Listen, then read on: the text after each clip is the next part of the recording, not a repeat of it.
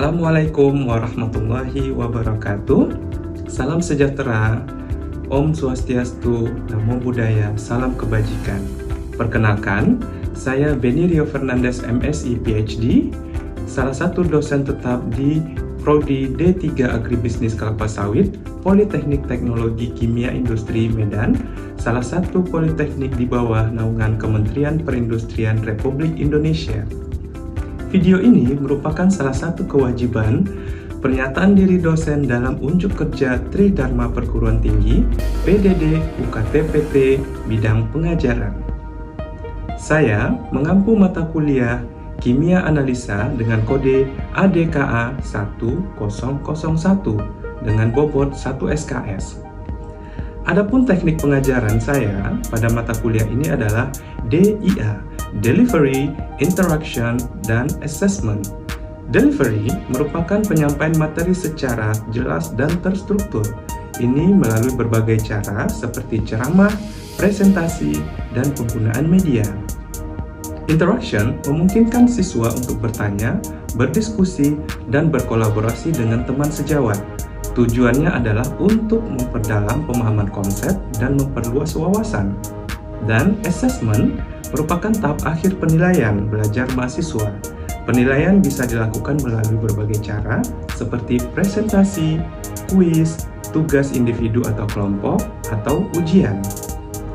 Adapun deskripsi pada mata kuliah ini adalah mata kuliah Kimia Analisa merupakan mata kuliah teori yang membahas dan mempelajari kimia secara kualitatif dan kuantitatif yang terdiri atas stokiometri, asidimetri, alkalimetri, permanganometri, iodometri, argentometri, kompleksometri, dan gravimetri.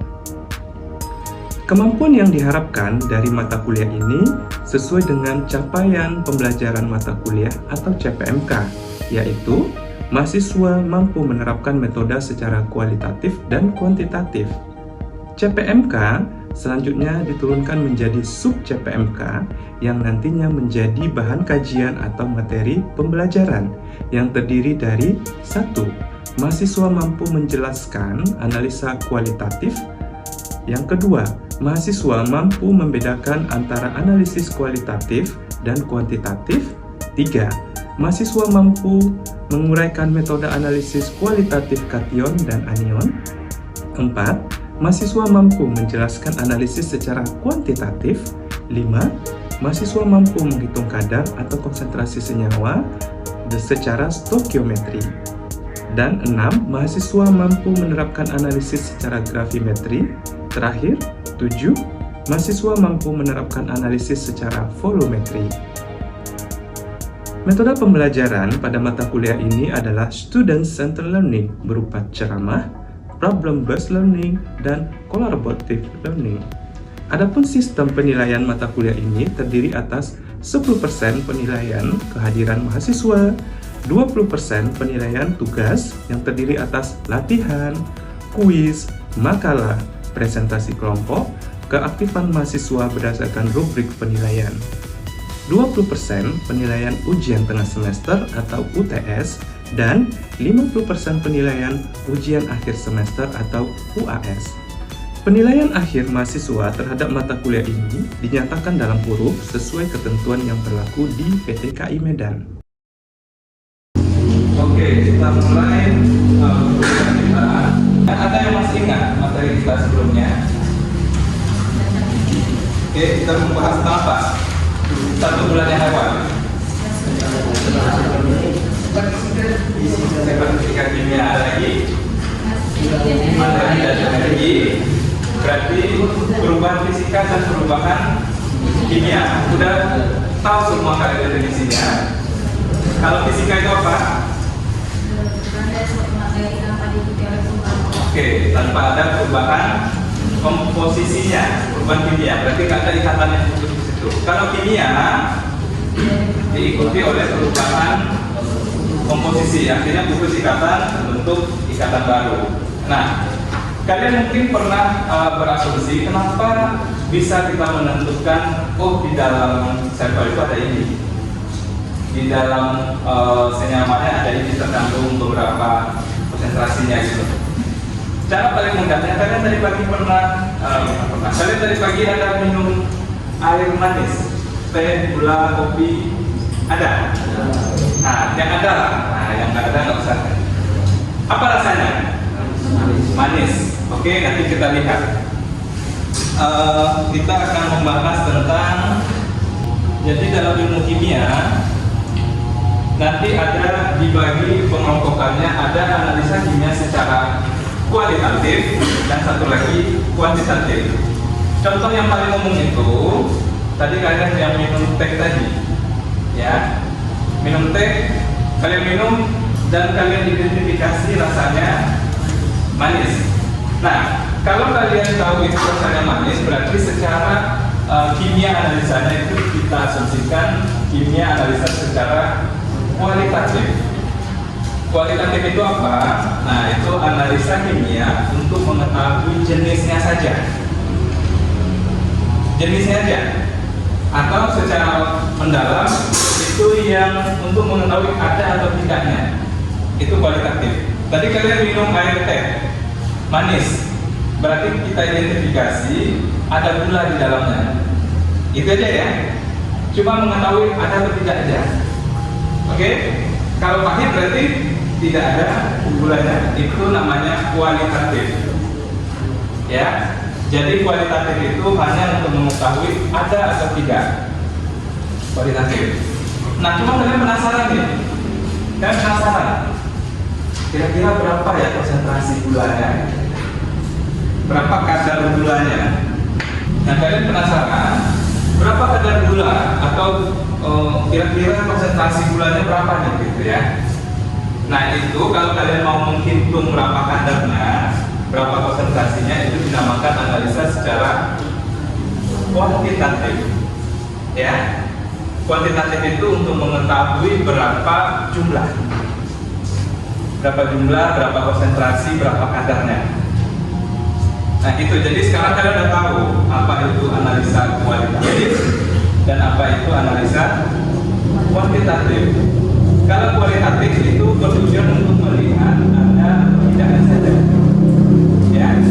Tapi kuantitatif untuk mengetahui analisa jumlah atau konsentrasi. Jadi udah paham ya maksudnya? Contoh paling sederhana seperti itu. Kalian misalnya tadi pagi minum teh manis. Identifikasi yang manis ini berarti ada gula. Berarti itu baru sebatas kualitatifnya. Tapi kalian mau identifikasi lebih lanjut, kira-kira berapa ya kadar gulanya? Nah, itu masuk ke kuantitatif. Contoh yang kedua, yang tadi bapak-bapak minum teh, yang ibu-ibu, kalian punya perhiasan nggak? Emas, salah satunya emas. Oke, apa kalian analisa kualitatifnya? Oke, ada atau tidaknya emas di dalam perhiasan kalian? Bagaimana kalian identifikasinya dulu pertama? Nah, kalian kan pakai perhiasan ibu-ibu. Nah, bagaimana kalian mengidentifikasi kalau di situ ada emas? Gimana? Dari bentuknya ada lagi enggak? Dari cincin nih. Dari warna, oke, warnanya kuning, misalnya gitu ya. Nah, kalau kuning berarti ini mengandung emas ini. Itu kualitatif. Ada atau tidaknya emas di dalam perhiasan kalian? Kalian penasaran, Pak? Kira-kira emas saya ini murni nggak ya? Berapa kadarnya? Nah, kalian identifikasi itu kuantitatif. Udah? Jadi kesimpulannya, untuk analisa kimia yang pertama harus dilakukan itu harus kualitatif dulu. Nggak bisa loncat, saya mau kuantitatif Pak, nggak bisa. Ya, kalian harus kualitatif dulu. Kalian identifikasi dulu ada atau tidak. Bagaimana kalian mengetahui ada atau tidaknya? Salah satu contohnya tadi dari warnanya. Salah satu contohnya tadi dari rasanya. Ini dia. Sangat berguna untuk kalian nanti kalau kalian kerja. Misalnya kalian jadi analis kimia di laboratorium, atau kalian mau mengidentifikasi berapa standar mutu dari minyak sawit. Nah, gitu. Jadi udah kelihatan ya, kualitatif dan kuantitatif. Definisinya udah jelas? Nah, kalau kalian mau lebih lanjut di buku saya ada. Itu di halaman 33 kalau saya nggak salah. Analisa kualitatif dan kuantitatif. Oke, kita lanjutkan. Tadi kan kita sudah membahas proses analisa. Ada kualitatif, ada kuantitatif. Oke, kuantitatif. Ini ada atau tidaknya gitu ya? Ada atau tidak? Ini berapa jumlah? Jumlah ini tadi ada konsentrasi, kadar dan lain sebagainya. Sekarang Pak, apa fungsi saya belajar kimia analisa ini? Caranya ini, kalian kerja di pabrik kelapa sawit. PKS itu produk yang dihasilkannya berupa apa produknya? Minyak itu udah sampai ujungnya. Sebelum minyak CPO, ya. Nah, pertama kita uji dulu kualitatif. Misalnya di pabrik biasanya kan ada skala mutu. Untuk skala analisis kualitatif ini berdasarkan jumlah sampel. Ada berbagai macam lagi. Setelah itu berdasarkan tujuannya, berdasarkan cara, dan berdasarkan jumlah analis. Berarti ada 4. Kalau saya tampilkan di sini cuma 1, berdasarkan jumlah sampel saja. Nah, ada analisis makro, semi mikro, dan mikro. Itu hanya berdasarkan berapa banyak jumlah sampel yang kita pakai untuk analisis. Gitu ya. Kalau makro itu sampel kita biasanya 0,5 sampai 1 gram. Kalau semi mikro di bawahnya, berarti 0,1 sampai 0,05. Di bawahnya lagi, analisis mikro itu sampelnya kecil dari 0,01 gram. Atau kalau dia berupa volume 1 mili aja cukup. Kalian identifikasi. Jadi dengan sedikit sampel ada beberapa keunggulan. Yang pertama itu pemakaian bahan otomatis lebih sedikit. Reagen yang kita pakai otomatis lebih sedikit juga. Kalau sedikit berarti tidak butuh banyak bahan kimia, maka harganya bisa ditekan.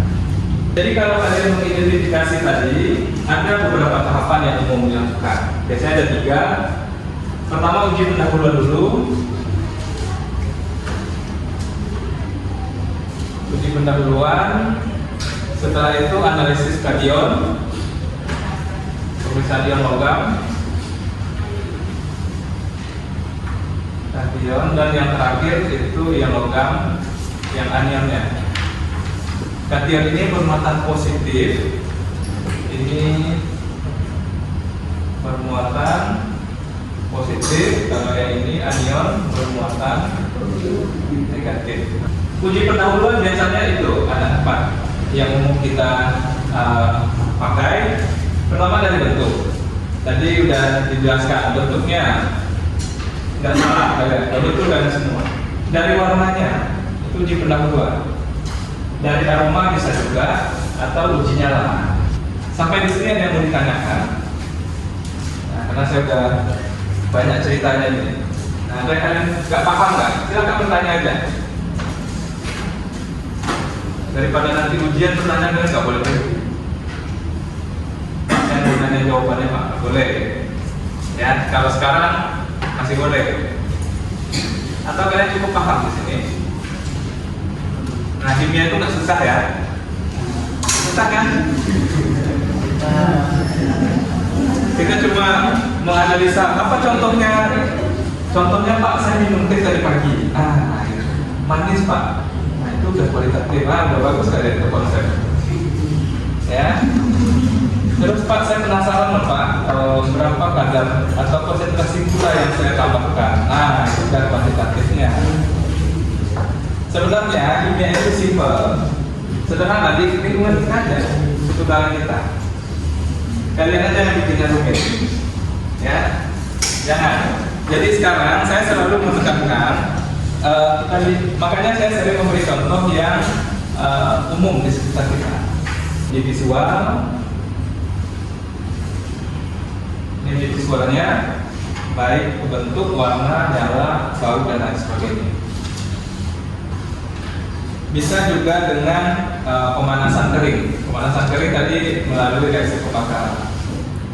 Nah, kalau sampel padatan kita bakar, biasanya fenomena yang terjadi kalau nggak mencair, menguap, meleleh, dan lain sebagainya. Tugas kalian dulu sudah saya berikan ya,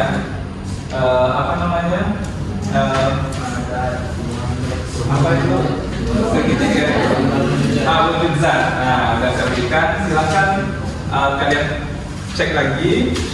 Biasanya kalau untuk pemanasan terjadilah fenomena ini. Dari padat biasanya dia mencair, atau dari padat beku ya. Padat beku ada lagi, atau dari cair ke beku gitu ya. Nah, ini fenomena-fenomena yang terjadi biasanya dari komposisi atau keadaan zat tadi. Ini uji yang kedua tadi, uji pemanasan. Baru atau aroma. Nah, biasanya senyawa-senyawa amonia itu aromanya menyengat. Jadi kalau kalian nanti di labor kerja, kalau ada amonia jangan kalian hirup untuk hidung kalian. Ya. Jadi itu sebetulnya skill-skill yang harus kalian dapatkan di laboratorium. Oke, sampai di sini yang mau ditanyakan. Saya lanjutkan kalau tidak ada pertanyaan. Kita lanjut ke reaksi basa. Di kimia itu ada ciri khusus ketika reaksi kimia itu berlangsung. Artinya memang terjadi reaksi kimia. Ciri yang pertama itu jika terbentuk endapan. Kalau A tambah B terbentuk endapan ya, berarti reaksi kimianya jalan. Ya, misalnya gini. A berupa larutan,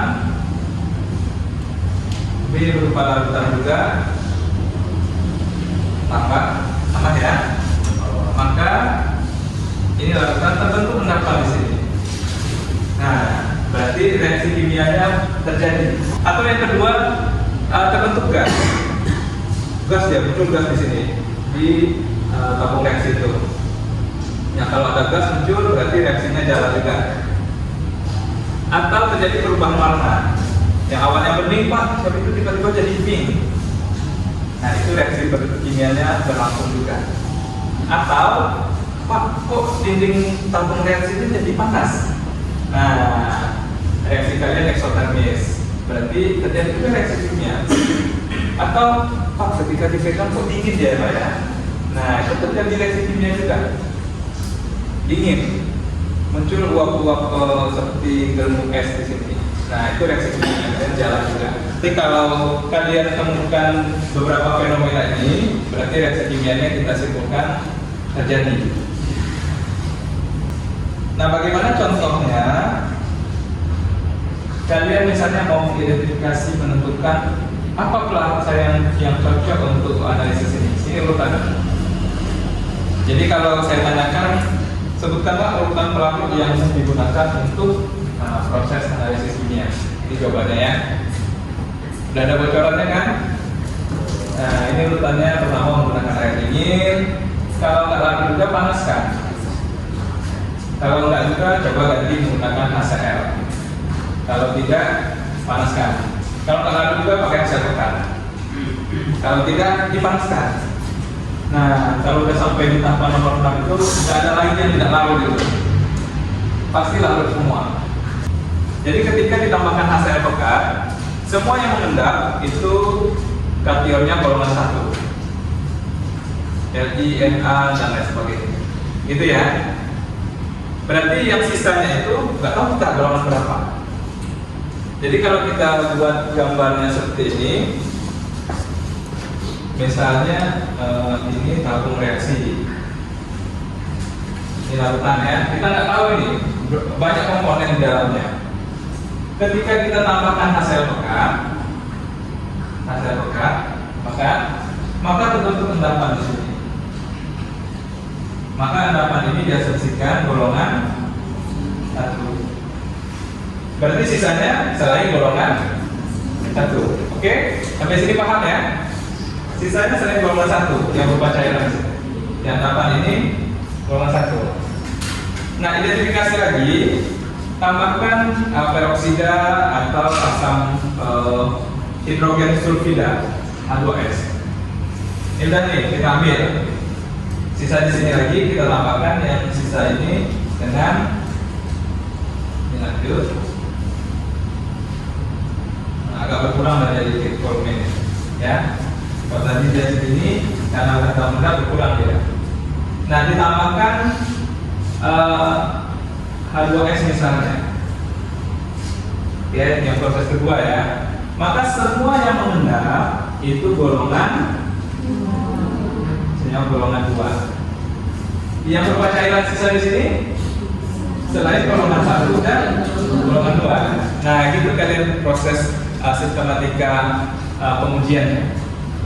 Silakan kalian pelajari untuk golongan 3. Jadi tugas kalian itu nanti silakan baca dari buku pokok itu, identifikasi golongan 2, golongan 3, golongan 4 dan golongan 5. Kenapa ini saya beri tugas ke kalian? Karena ini berguna di praktikum kimia analisa. Jadi kalian nggak bingung lagi. Kalau tidak ada pertanyaan, sekarang kita simpulkan materi kita sejauh ini. Oke, apa kesimpulan pertama yang bisa kita ambil? Analisis kimia terbagi menjadi 2, kualitatif dan kuantitatif. Kalau kualitatif apa? Nah, kalian jawabnya sekarang boleh itu, ada terbitanya. Tapi kalau ujian nanti harus lengkap. Kualitatif itu analisis kimia yang bertujuan untuk mengetahui ada atau tidaknya senyawa di dalam ya gitu ya, memang tadi kualitatif ada atau tidak, kuantitatif konsentrasi, nggak boleh ya, nggak maksimal saya kasih nilai. Oke, lanjut. Kuantitatif apa? Analisis kimia yang bertujuan untuk mengetahui berapa jumlahnya. Selain jumlah ada konsentrasi, ada kadar juga, ya itu sama. Nah, kita lanjut dulu kualitatif. Ada, kalau kita mau kualitatif ada tahapannya. Uji pendahuluan, setelah itu karakterisasi yang logam positif dan yang negatif. Bagaimana caranya? Kalau pendahuluan itu tadi dari analisa visual, dari warna, bentuk, aroma, dan nyala. Nah, ada namanya reaksi kering dan reaksi basah. Reaksi kering apa?